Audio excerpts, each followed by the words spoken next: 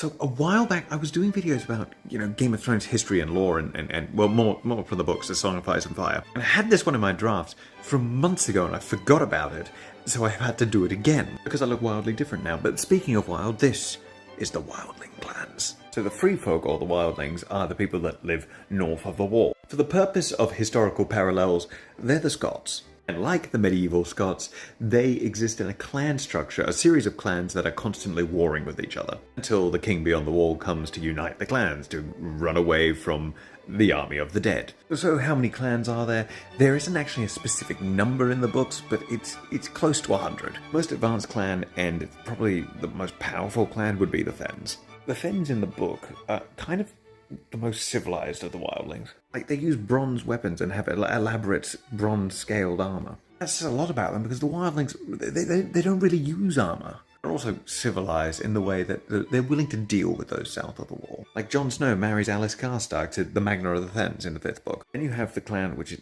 the Men of the Frozen Shore, and they're weird. Led by a guy called the Great Walrus, and they wear animal armor, like antlers, and the walrus wears walrus tusks.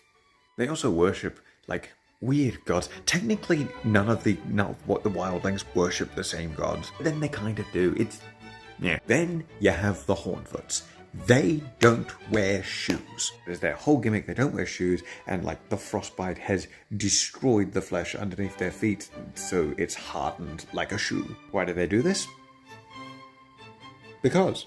Then you have the next clan, the Night Runners. They are the enemies of the Hornfoot feet. They are the enemies. I'm just going to assume they do night attacks because there's not much information about them. Then you have the cave people, the cave dwellers. They live in caves. They also paint their faces blue and or green, and they sharpen their fangs, so that every part of them is a weapon. And then you have the Ice River clans. They're cannibals. They eat people. They operate under the philosophy, if you can beat them, you can eat them. They also have major beef with the Men of the Frozen Shore. I can't remember why, but they do. Then on top of these major clans, you've got a whole bunch of nomadic clans just doing their own thing. And of course, there's Craster, which I'm not really sure you can call a clan if it's just him and his daughter wives. Ugh. But yeah, that's the Free Folk.